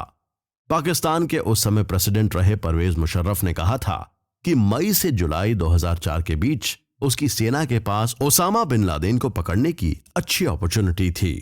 उस वक्त पाकिस्तानी सेना ने अफगानिस्तान की सीमा से लगे इलाकों में बड़ी मिलिट्री ऑपरेशन की शुरुआत की थी। पाकिस्तान ने भी कहा था कि अब लादेन को लेकर अमेरिका की सर्च थोड़ी वीक हो गई है। इसके जवाब में वहीं अमेरिका के प्रेसिडेंट जॉर्ज डब्ल्यू बुश ने कहा था कि अमेरिका ओसामा बिन लादेन को कोर्ट ऑफ लॉ के अंडर लाने की कोशिश में दिन रात काम कर रहा है। फिर 2006 के अप्रैल महीने में अल जजीरा पर फिर से एक नया audio tape Osama bin Laden ने रिलीज किया। इस टेप में ओसामा बिन लादेन ने एलिगेशन लगाया कि वेस्टर्न कंट्रीज फिलिस्तीन की गवर्नमेंट को इस्लाम के अगेंस्ट लड़ाई लड़ने के लिए फाइनेंशियल सपोर्ट दे रहे हैं। इन्हीं देशों की मदद से सूडान के दारफूर प्रोविंस यानी प्रांत का माहौल खराब हो रहा है। एक साल की लंबी खामोशी के बाद अल जजीरा ने ये ऑडियो टेप रिलीज किया था। CIA की एक्सपर्ट टीम जो लंबे टाइम से ओसामा के ऑडियो को ट्रैक कर रही थी और फोन कॉल्स और ईमेल को एनालाइज कर रही थी, उनका यह कहना था कि इस टेप में वॉइस ओसामा बिन लादेन की ही थी। इस टेप में अमेरिका पर फिर से टेररिस्ट अटैक की वार्निंग दी गई। दोस्तों, उसके बाद साल 2007 अमेरिका के लिए थोड़ा राहत भरा रहा क्योंकि उसने अलकायदा के प्रोमिनेंट लीडर अल हादी अल इराकी को अरेस्ट कर लिया था। अमेरिका का कहना था कि वो इराक जाकर वहां की कार्रवाई की जिम्मेदारी संभालने जा रहा है। इसके बाद ओसामा बिन लादेन का वीडियो रिलीज हुआ। इस वीडियो में लादेन ने कहा था कि इराक में अटैक रोकने के लिए अमेरिका के लोगों को ऐसा करना चाहिए। फिर 2008 में अमेरिकी सोल्जर्स को एक और बड़ी अचीवमेंट मिली। दरअसल अमेरिका ने अफगानिस्तान में एक senior al Qaeda leader Abu Laith al Libi को मार दिया था। यह पाकिस्तान की इंटर सर्विस इंटेलिजेंस की हेल्प से किया गया था। बाद में अलकायदा ने अपने prominent leader Ayman al Zawahiri ने लिबी की मौत का बदला लेने की बात कही। ओसामा बिन लादेन के पूर्व ड्राइवर और यमन के सिटीजन सलीम हमदान को भी इसी साल टेररिस्ट एक्टिविटीज में सपोर्ट करने के लिए रिस्पॉन्सिबल माना गया था। उसके बाद 2009 में भी ओसामा बिन लादेन की सर्च जारी रही। इस साल यूनिवर्सिटी ऑफ कैलिफोर्निया की एक स्पेशल रिसर्च टीम ने सैटेलाइट की मदद से जियोग्राफिक एनालिसिस करते हुए ओसामा बिन लादेन के संभावित ठिकाने का पता लगाने की कोशिशों में जुटी थी और पाकिस्तान के छोटे से टाउन पराचिनार को आइडेंटिफाई किया गया। इस रिसर्च टीम को लीड थॉमस वी गिलेस्पी और जॉन ए अग्रैव ने किया। इसके बाद अमेरिका को थोड़ी होप थी कि वो ओसामा को पकड़ने के थोड़े करीब पहुंच गया है। फिर 2009 में न्यूयॉर्क के न्यूज़पेपर डेली न्यूज में खबर आई कि ओसामा बिन लादेन की सर्च पाकिस्तान के चित्राल डिस्ट्रिक्ट में सेंट्रलाइज्ड है। दिसंबर 2009 में पाकिस्तान में पकड़े गए एक तालिबान सपोर्टर ने बताया था कि उस साल लादेन अफगानिस्तान में ही था। हालांकि इसी महीने में उस वक्त अमेरिका के डिफेंस मिनिस्टर रॉबर्ट गेट्स ने इंफॉर्मेशन दी थी कि उन्हें लादेन के ठिकाने के बारे में फिलहाल कोई जानकारी नहीं है और पाकिस्तान के प्रेसिडेंट यूसुफ रजा गिलानी ने भी इस बात को मानने से साफ इनकार कर दिया था कि ओसामा बिन लादेन पाकिस्तान में ही छुपा हुआ है। दोस्तों, साल 2010 में नाटो के एक ऑफिसर ने इंफॉर्मेशन दी थी कि ओसामा बिन लादेन आराम से पाकिस्तान में रह रहा है। इस ऑफिसर ने यह भी क्लेम किया था कि ओसामा बिन लादेन को पाकिस्तान की इंटेलिजेंस सर्विस का प्रोटेक्शन मिला हुआ था।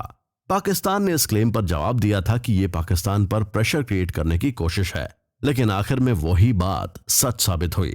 इसी साल कुवैत में एक न्यूज़पेपर ने क्लेम किया कि ओसामा बिन लादेन ईरान में छिपा हुआ था। दरअसल साल 2010 में ही 28 अक्टूबर को ओसामा बिन लादेन का एक ऑडियो टेप आया था जिसमें उसने अफगानिस्तान में कार्रवाई में शामिल होने के लिए फ्रांस को वार्निंग दी थी। बाद में फ्रांसीसी डिफेंस मिनिस्टर ने इस टेप को सही बताया था। इसके बाद साल 2011 के अप्रैल में टीवी चैनल अल जजीरा ने क्लेम किया कि अमेरिकी सोल्जर्स ने अफगानिस्तान में ओसामा बिन लादेन को पकड़ लिया है, लेकिन ये रिपोर्ट गलत साबित हुई। ये सिर्फ साजिश थी। हालांकि इसके कुछ दिनों बाद ही अमेरिका के प्रेसिडेंट बराक ओबामा ने ओसामा बिन लादेन की मारे जाने की अनाउंसमेंट की थी। यानी कि अमेरिका का मिशन ओसामा अमेरिका के प्रेसिडेंट बराक ओबामा ने ही खत्म किया। दोस्तों, हर कंट्री में यह बात बहुत ज्यादा मायने रखती है कि पावर में कौन है। अमेरिका के चुने हुए हर प्रेसिडेंट ने अमेरिका को सुपर पावर बनाए रखने में बहुत ही इंपॉर्टेंट रोल प्ले किया है। लेकिन 9/11 के अटैक ने न सिर्फ अमेरिका की रेपुटेशन को धक्का पहुंचाया, बल्कि उस वक्त प्रेसिडेंट रहे जॉर्ज बुश की पावर पर भी क्वेश्चंस खड़े कर दिए। साल 2009 में बराक हुसैन ओबामा अमेरिका के 44th प्रेसिडेंट इलेक्ट किए गए। बराक ओबामा 9/11 के अटैक के दोषियों को जल्द से जल्द सजा सुनाना चाहते थे। वॉर अगेंस्ट टेरर की इस लड़ाई में बराक ओबामा चाहते थे कि जस्टिस जल्द से जल्द मिले। मई 2009 में सिचुएशन रूम की मीटिंग जैसे ही खत्म हुई, बराक ओबामा अपने कुछ एडवाइजर्स को व्हाइट हाउस के ओवल हाउस में ले गए और दरवाजा अंदर से बंद कर लिया। दरअसल इस बंद दरवाजे के पीछे एक सीक्रेट मिशन की प्लानिंग चल रही थी। इस मीटिंग में व्हाइट हाउस के चीफ ऑफ स्टाफ रहे राहा इमैनुअल, उस वक्त CIA के डायरेक्टर रहे लियोन पनेटा और डिप्टी एडवाइजर टॉम डनिलन शामिल थे। ओबामा ने उन लोगों से कहा था कि वो चाहते हैं कि ओसामा बिन लादेन की सर्च को सबसे टॉप प्रायोरिटी पर रखा जाए और हर 30 दिन में इस मिशन की प्रोग्रेस रिपोर्ट उनकी टेबल तक पहुंचाई जाए।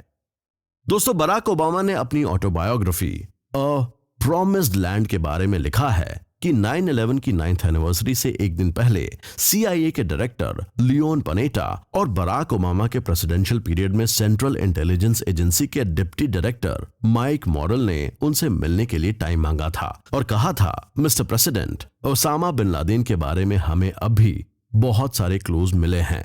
उन्होंने बताया कि उनके कई जासूसों ने अबू अहमद अल कुवैती नाम के एक आदमी को ढूंढ निकाला है जो अलकायदा के लिए मैसेंजर का काम करता था। उसके ओसामा बिन लादेन से बहुत क्लोज कनेक्शंस हैं। जासूसों ने उसके फोन और डेली एक्टिविटीज पर नजर रखना शुरू कर दिया था, जिसके चलते अबू अहमद उन्हें पाकिस्तान में इस्लामाबाद से 35 किलोमीटर दूर अबोटाबाद शहर के बाहरी इलाके के एक बड़े अहाते यानी प्रेमाइसिस तक भी लेकर गया।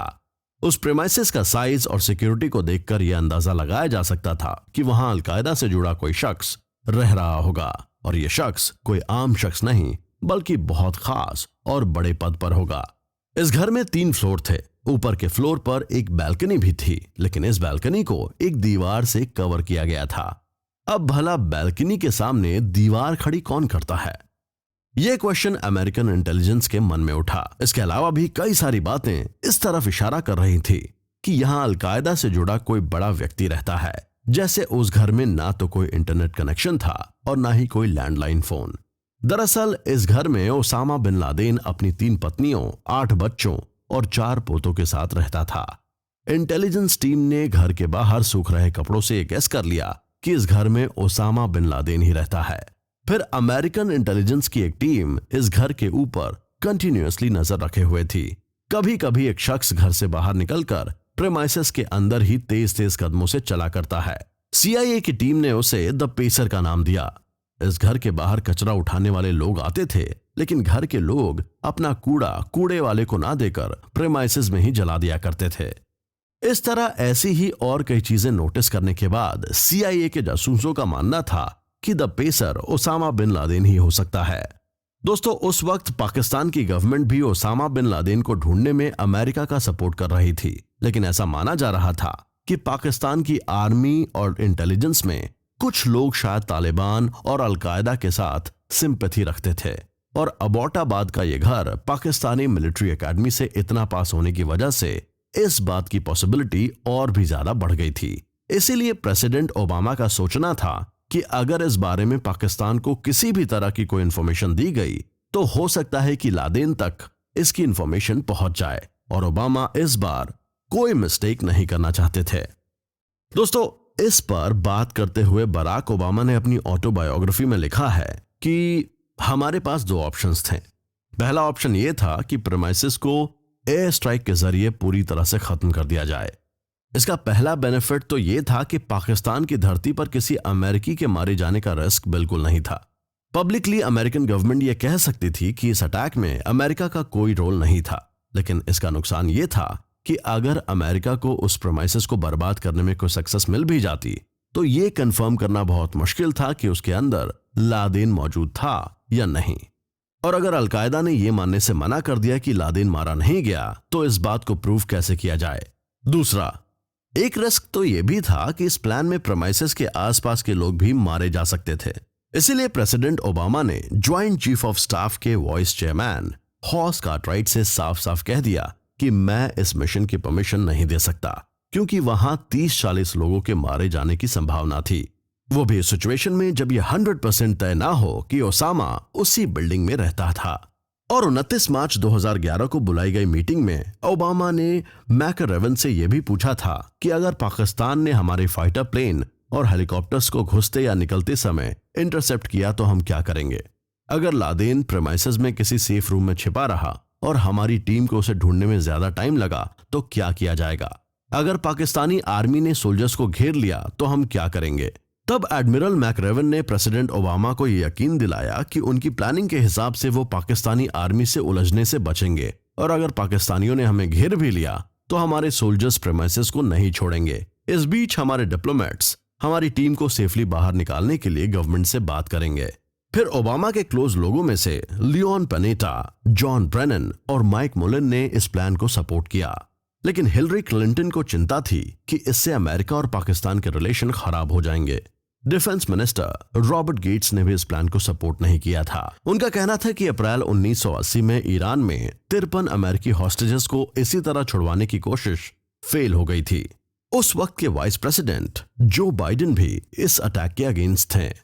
इस बीच हॉस कार्टराइट ने एक और ऑप्शन दिया कि क्यों ना एक ड्रोन से उस बिल्डिंग पर उस वक्त एक 13 पाउंड की मिसाइल छोड़ दी जाए जब ओसामा बिन लादेन अपनी डेली वॉक पर निकला हो। लेकिन प्रेसिडेंट ओबामा ने इस ऑप्शन के लिए हाँ नहीं कहा। दोस्तों, फिर 28 अप्रैल की रात ओबामा ने टॉम डोनिलन, डेनिस मैकडानो, बिल डेली और जॉन ब्रेनन को ईमेल भेजा कि वो उनसे डिप्लोमेटिक वेलकम रूम में मिलें। 28 अप्रैल को ही अबोटाबाद मिशन के लिए प्रेसिडेंट ओबामा ने परमिशन दे दी और इस मिशन को कंप्लीट करने की रिस्पॉन्सिबिलिटी एडमिरल मैकरेवन के हाथों में दे दी गई। अब वही तय करेंगे कि यह अटैक कब और कैसे किया जाएगा। तो अब ओसामा बिन लादेन को खत्म करने की पूरी प्लानिंग की जा चुकी थी, बस उसे अंजाम देना बचा था। वो कहते हैं ना कि अंत भला हो तो सब भला, बुरे काम का नतीजा बुरा ही होता है। दोस्तों, ये तो कहावतें हैं जो हमें हमेशा बताती हैं कि गलत काम करके अगर कोई ये सोचता है कि वो बच जाएगा तो ऐसा नामुमकिन है, क्योंकि देर से ही सही लेकिन उसे अपने किए गए गलत कर्मों की सजा जरूर मिलती है। ओसामा बिन लादेन अपने किए गए गलत कर्मों से कैसे भाग सकता था? उसे अपने किए गए गलत कर्मों की सजा तो मिलनी ही थी। डेट थी 1 मई 2011, टाइम था 11 बजे, जगह अफगानिस्तान का Jalalabad airfield. Mission Osama bin Laden को फिनिश करना। उस वक्त जलालाबाद के यूएस एयरफील्ड में रात होने के बावजूद हलचल थी। 2 MH-60 ब्लैक हॉक हेलीकॉप्टर उड़ने के लिए तैयार खड़े थे। इन दोनों हेलीकॉप्टर में सवार थे दुनिया के सबसे खतरनाक ऑपरेशंस को अंजाम देने वाली यूएस नेवी सील के टीम 6 के तेज कमांडो। इसके अलावा इस हेलीकॉप्टर में अहमद नाम का एक पाकिस्तानी अमेरिकन ट्रांसलेटर और कायरो नाम का एक डॉग भी इस टीम में शामिल था।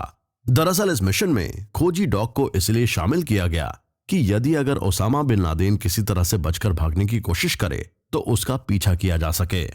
हेलीकॉप्टर की लाइट बंद थी। हेलीकॉप्टर के पायलट नाइट विजन चश्मे पहने हुए थे। किसी भी तरह की आवाज ना हो इसलिए रेडियो सेट का साउंड भी बहुत कम कर दिया गया था। और फिर सिर्फ 15 मिनट में ही इन हेलीकॉप्टर्स ने पहाड़ियों के बीच से पाकिस्तान की बॉर्डर में एंट्री ले ली थी। पाकिस्तान के रडार इन हेलीकॉप्टर्स को पकड़ नहीं पाए। वजह यह थी कि पाकिस्तानी रडार भारत से जुड़े बॉर्डर्स को लेकर ज्यादा अलर्ट रहते हैं। इस वजह से इस तरफ से पाकिस्तान के एयर स्पेस में एंट्री लेने पर यह हेलीकॉप्टर इन रडार्स की रेंज में नहीं आए। तो अब मिशन ओसामा बिन लादेन को कंप्लीट करने में सील्स की टीम ने पहली सक्सेस हासिल कर ली थी। उधर अमेरिका में इंटेलिजेंस की पूरी टीम और प्रेसिडेंट बराक ओबामा खुद लाइव फील्ड के जरिए इस मिशन पर नजर रखे हुए थे। पाकिस्तान की कैपिटल इस्लामाबाद से 150 माइल्स दूर एक छोटा सा शहर अबोटाबाद, जहां एक घर में छिपा था वर्ल्ड का सबसे शातिर, सबसे डेंजरस टेररिस्ट और अमेरिका का सबसे बड़ा दुश्मन ओसामा बिन लादेन। वो लादेन जिसे ढूंढने में अमेरिका ने अरबों डॉलर खर्च किए। अमेरिका इस ऑपरेशन में कोई रिस्क नहीं लेना चाहता था। इस वजह से इन दोनों हेलीकॉप्टर्स के उड़ने के बाद जलालाबाद के एयरबेस से 4 हेलीकॉप्टर और रवाना किए गए। इनमें से 2 को अफगानिस्तान पाकिस्तान की बॉर्डर पर तैनात किया गया, जबकि 2 हेलीकॉप्टर पाकिस्तान की बॉर्डर में एंट्री ले चुके थे। ये सभी हेलीकॉप्टर मिशन में किसी भी तरह की प्रॉब्लम होने पर टीम को बैक सपोर्ट देने के लिए तैनात किए गए थे। अब नेवी सील कमांडोज के ये हेलीकॉप्टर अबोटाबाद के लादेन के ठिकाने पर पहुंच चुके थे। लादेन के ठिकाने के करीब पहुंचते ही पहले हेलीकॉप्टर में हलचल शुरू हो गई। कमांडो तैयार होने लगे। लादेन की हवेली में उतरने के लिए जैसे ही रस्सी फेंकने के लिए सील कमांडो आदेश का इंतजार कर रहे थे, किसी तरह हेलीकॉप्टर लादेन के ठिकाने से आगे बढ़ गया। हेलीकॉप्टर हवा में अब नीचे जाता जा रहा था। पायलट का कंट्रोल हेलीकॉप्टर से खत्म हो चुका था और इस मिशन की पहली मुसीबत शुरू हो गई थी। इधर लाइव फीड देख रहे प्रेसिडेंट ओबामा को भी हेलीकॉप्टर क्रैश होते हुए देख बड़ा झटका लगा। हालांकि प्रॉब्लम को सॉल्व कर लिया गया और कोई गड़बड़ नहीं हुई। फिर टीम के सामने असली चैलेंज शुरू हुआ, ओसामा बिन लादेन के घर में एंट्री के साथ। लादेन का ये घर हवेली की तरह ही था। अबोटाबाद की ये हवेली ऐसे बनाई गई थी कि हर कमरा एक केज यानी पिंजरे की तरह था। हवेली में इतने दरवाजे थे कि एक फ्लोर से दूसरे फ्लोर तक पहुंचना भी काफी चैलेंजिंग था। पहले हेलीकॉप्टर में खराबी के बाद पायलट उसे लेकर लादेन के मकान के ऊपर हवा में मंडराता रहा। हेलीकॉप्टर से 2 रस्सी नीचे फेंके गए और 12 कमांडो ओसामा बिन लादेन के प्रेमाइसेस में उतर गए। दूसरे हेलीकॉप्टर से 4 नेवी सील कमांडो, ट्रांसलेटर और डॉग को हवेली के बाहर ही उतारा गया। इन कमांडो का काम था अंदर की एक्टिविटीज पर नजर रखना, जबकि अहमद का काम था लोकल लोगों को इस पूरे मिशन से दूर रखना। बाकी बचे 6 सील कमांडो को हेलीकॉप्टर ने हवेली की छत पर उतार दिया था। सील कमांडोज बाउंड्री वॉल के सहारे हवेली के उस हिस्से पहुंचे जहां एनिमल्स को रखा जाता था और कम साउंड वाले बॉम्ब से इसके गेट को उड़ा दिया गया। मकान के ग्राउंड फ्लोर पर सील कमांडोज का पहला सामना हुआ लादेन के राइट हैंड कहे जाने वाले अबू अहमद अल कुवैती से। अमेरिकी सैनिकों को देखकर वो अपनी बीवी बच्चों को बचाने के लिए अंदर भागा। जब वो वापस लौटा तो उसके हाथ में वेपन था, लेकिन वो अटैक कर पाता उससे पहले ही कमांडोज ने उसे मार गिराया। दोस्तों, मिशन अपनी सक्सेस की तरफ बढ़ रहा था, लेकिन सबकी नजर तो ओसामा बिन लादेन को ढूंढ रही थी। हवेली के अंदर के हिस्सों में मौजूद कमांडो की टीम 3-3 की यूनिट्स में डिवाइड हो गई। उनका काम था अंदर का रास्ता क्लियर करना, जिससे छत पर दूसरी टीम अपने मिशन को आसानी से अंजाम दे सके। अमेरिकन कमांडोज को लगा कि मकान के अंदर काफी लोग मौजूद होंगे। एक यूनिट अंदर के हिस्से के मेन गेट के पास पहुंची। वहां उनका सामना अबरार से हुआ। अबरार के हाथ में AK-47 थी और उसके साथ उसकी बीवी थी। कुछ ही मिनटों में अमेरिकी सैनिकों ने दोनों को मार गिराया। दूसरी तरफ हवेली के बाहर मौजूद कमांडोज इस बात पर नजर रख रहे थे कि कोई बाहर ना निकल पाए। अहमद बाहर की सड़क पर टहल रहा था। वो ऐसे बिहेव कर रहा था कि लोगों को लगे कि नॉर्मल कपड़ों में पुलिस है। हेलीकॉप्टर और फायरिंग के साउंड की वजह से पड़ोस के लोगों के मिशन में रुकावट डालने की रिस्क बनी हुई थी और इसीलिए अहमद को लोकल लोगों को इस मिशन से दूर रखने की रिस्पॉन्सिबिलिटी दी गई थी। कुछ नेबर्स अलग अलग आवाजें सुनकर बाहर तो आए, लेकिन अहमद ने बताया कि यहां पुलिस का ऑपरेशन चल रहा है। दोस्तों, अब एक एक करके लादेन के साथियों को अमेरिकी कमांडोज ने खत्म कर दिया, लेकिन मिशन अभी भी अधूरा था क्योंकि लादेन अभी जिंदा था। अब ग्राउंड फ्लोर को पूरी तरह से क्लियर करने के बाद कमांडोज ने फर्स्ट फ्लोर के रूम्स को चेक करना शुरू कर दिया। कमांडोज के मन में एक सवाल जरूर उठा कि वर्ल्ड का सबसे खतरनाक टेररिस्ट इतनी कम सिक्योरिटी में कैसे रह रहा था। हर फ्लोर पर जाने के लिए स्टेयर्स पर डोर लगे हुए थे जो बंद थे। सील कमांडो की टुकड़ी उन्हें विस्फोटक से उड़ाकर आगे बढ़ रही थी। फिर टीम ने आगे बढ़ने का काम शुरू किया और उनका सामना हुआ लादेन के बेटे खालिद से। खालिद ने स्टेयर्स के ऊपर से ही AK-47 फायर किया, लेकिन वो भी मारा गया। अब सील कमांडो 3rd फ्लोर की लास्ट स्टेयर्स तक पहुंच चुके थे। कमांडोज को उनके नाइट विजन चश्मे की ग्रीन लाइट में बेडरूम के डोर के पीछे छिपे एक शख्स की हल्की सी झलक दिखी। दरअसल दुनिया का सबसे खतरनाक टेररिस्ट मौत से छिपने की कोशिश कर रहा था। अब ओसामा को देखकर कमांडो बेडरूम के अंदर घुसे, लेकिन अंदर पहुंचकर वो चौंक गए। कमरे में लादेन की दोनों बीवियां उसे घेर कर खड़ी थी। लादेन की छोटी बीवी अम्माल अरबी में तेज तेज चिल्ला रही थी। कमांडो को लगा कि वो उन पर हमला करने वाली है, जिसके चलते बिना देरी किए कमांडो ने एक गोली उसके पैर में मार दी। एक पल के लिए टीम के मन में यह भी सवाल आया कि ओसामा की दोनों बीवियां ह्यूमन बॉम्ब तो नहीं, लेकिन ओसामा सामने था और उसे मारने का मौका कमांडो छोड़ना नहीं चाहते थे। तो फिर अपनी जान की परवाह किए बिना 2 कमांडो कंबल लेकर आगे बढ़े और उसकी दोनों बीवियों पर कंबल डाल दिया। उनकी प्लानिंग थी कि अगर बम फटता भी है तो कंबल की वजह से केवल 2 कमांडोज की जान जाएगी और बाकी के कमांडो मिशन को अंजाम दे देंगे। लेकिन ऐसा कुछ भी नहीं हुआ। अब सील कमांडो की दूसरी यूनिट भी रूम के अंदर एंट्री ले चुकी थी, जिनकी M4 लेजर गन से 5.56 mm गोली चली और सीधे लादेन के सीने में घुस गई।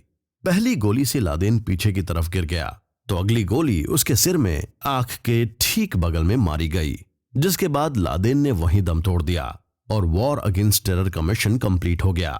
सील कमांडोज ने वॉशिंगटन में प्रेसिडेंट ओबामा और ऑफिसर्स को कोड मैसेज भेज दिया, जेरोनिमो इकिया, जिसका मतलब था एनिमी किल्ड इन एक्शन, यानी लादेन मारा जा चुका है। दोस्तों 9/11 की 9 साल 7 महीने और 20 दिन बाद अमेरिका ने अपना बदला ले लिया था। उनका सबसे बड़ा दुश्मन खत्म हो चुका था। वहां लाइव फील्ड देख रहे सभी ऑफिसर्स की सांस में सांस आई। प्रेसिडेंट ओबामा के मुंह से धीरे से निकला, वी गॉट हिम। अगले 20 मिनट तक व्हाइट हाउस में बैठे कोई भी ऑफिसर अपनी जगह से नहीं हिल पाए थे और फिर जैसे ही हेलीकॉप्टर्स ने अमेरिका के लिए उड़ान भरी, तब उस वक्त अमेरिका के वाइस प्रेसिडेंट जो बाइडेन ने ओबामा का कंधा दबाकर कहा, कांग्रेचुलेशंस बॉस। फिर जब तक हेलीकॉप्टर पाकिस्तानी सीमा में रहे, व्हाइट हाउस में चुप्पी थी। उसके बाद तकरीबन सुबह 6 बजे जब हेलीकॉप्टर्स ने जलालाबाद में लैंड किया, तब जाकर प्रेसिडेंट ओबामा ने राहत की सांस ली और ओसामा के अंत के साथ ही ये मैसेज दिया गया कि आतंक और नफरत फैलाने वालों का अंत भी उतना ही बुरा होगा। दोस्तों, बुराई का अंत बुरा ही होता है। इस बात को ओसामा बिन लादेन की लाइफ स्टोरी से समझा जा सकता है। एक सिविल इंजीनियर जिसने कभी इस वर्ल्ड को शानदार बिल्डिंग और रोड्स देने का सपना देखा था, उसने आतंक की राह पर चलकर ना जाने कितने घर बर्बाद किए। वो खुद कभी अपनी फैमिली को बहुत इंपॉर्टेंस देता था, लेकिन उसकी कट्टर सोच ने ना जाने कितनी फैमिलीज बर्बाद कर दी। उसकी खतरनाक सोच की वजह से हजारों लोगों ने अपनों को खोया। इसी वजह से उसकी लाइफ का एंड भी उसी तरह हुआ, बेहद दर्दनाक और उतना ही सनसनीखेज। शायद जस्टिस का रियल मीनिंग भी यही होता है। ओसामा की मौत के बाद एक्स प्रेसिडेंट ओबामा ने व्हाइट हाउस के ईस्ट रूम से पूरे वर्ल्ड को एड्रेस किया। उन्होंने कहा था, मैं अमेरिकी लोगों और वर्ल्ड को बता सकता हूं कि अमेरिका ने एक मिशन चलाया जिसमें हजारों निर्दोष लोगों और बच्चों की मौत का जिम्मेदार अलकायदा लीडर और आतंकवादी ओसामा बिन लादेन मारा गया। उन्होंने सिर्फ एक लाइन में कहा था, जस्टिस हैज डन, यानी न्याय हो चुका है। उनकी इस एक लाइन ने उन हजारों लोगों की फैमिली वालों को राहत दी जो सालों से इस न्यूज का इंतजार कर रहे थे। उन्होंने ये भी कहा था, हम फिर यह दोहराते हैं कि अमेरिका इस्लाम के खिलाफ लड़ाई में शामिल नहीं है और ना ही कभी आगे शामिल होगा। ओसामा बिन लादेन मुस्लिम नेता नहीं था, वो बहुत से मुसलमानों का भी हत्यारा था। अपनी इस बात से प्रेसिडेंट ओबामा ये क्लियर करना चाहते थे कि अमेरिका टेररिज्म को खत्म करना चाहता है। उन्होंने ये भी मैसेज दिया कि अगर कोई टेरर और पावर के दम पर कुछ गलत करता है तो अमेरिका उसे कभी माफ नहीं करेगा और उसका अंत बहुत दर्दनाक होगा। दोस्तों, उस वक्त लादेन की मौत की खबर जैसे ही ओबामा ने नेशनल टेलीविजन पर दी, वैसे ही पूरे अमेरिका सहित पूरी दुनिया में खुशी की लहर दौड़ गई। लोग सड़कों पर उतर आए, पूरी दुनिया में जश्न मनाया गया। आतंकवाद के अंत का जश्न, बुराई के अंत का जश्न, जस्टिस मिलने का जश्न। न्यूयॉर्क में लोगों ने ग्राउंड जीरो पर पहुंचकर जश्न मनाया। वहीं वॉशिंगटन में व्हाइट हाउस के बाहर खड़े लोगों ने USA और लादेन गुड बाय के नारे लगाए थे। पूरे वर्ल्ड में यह बात पहुंच गई थी कि पीस एंड ट्रैंक्विलिटी, यानी शांति और अमन को खत्म करने के लिए जो भी आगे बढ़ेगा उसका अंत बेहद बुरा होगा। दोस्तों, ओसामा बिन लादेन को पहले से फिक्स प्लानिंग के अनुसार समंदर में दफनाया गया था। उसकी डेड बॉडी को अमेरिकन वॉरशिप कार्ल्स विंसन पर ले जाया गया। CIA के उस वक्त डायरेक्टर रहे लियोन पनेटा ने इस बारे में अपनी बायोग्राफी वर्दी फाइट्स में लिखा है, लादेन की डेड बॉडी के बैग में 150 किलो की लोहे की जंजीरें भी लगाई गई थीं ताकि डेड बॉडी का समुद्र में डूबना श्योर किया जा सके। इसके बाद उस बैग को वॉरशिप की रेलिंग से सटाकर एक वाइट टेबल पर रखा गया था। लादेन की डेड बॉडी का बैग इतना भारी था कि जब इसे समंदर में गिराया गया तो वो अपने साथ टेबल को भी नीचे ले गया। थोड़ी देर में लादेन की डेड बॉडी समंदर की गहराई में समाती चली गई। दोस्तों, आतंक के खिलाफ अमेरिका ने बड़ी जंग जीत ली थी और दुनिया को यह मैसेज दे दिया था कि जब बुराई हद से ज्यादा बढ़ जाती है तो उसे रोकने के लिए कुछ इसी तरह के कदम उठाए जाते हैं। इसके साथ साथ अमेरिका ने बाकी देशों को भी ये कहा था कि आतंक के खिलाफ अब पूरे वर्ल्ड को एक होने की जरूरत है। तो दोस्तों, हमें उम्मीद आपको पसंद आई होगी, और कितनी ज्यादा पसंद आई है ये आप हमें कमेंट बॉक्स में लिखकर जरूर बताइएगा। हमें आपका इंतजार रहेगा।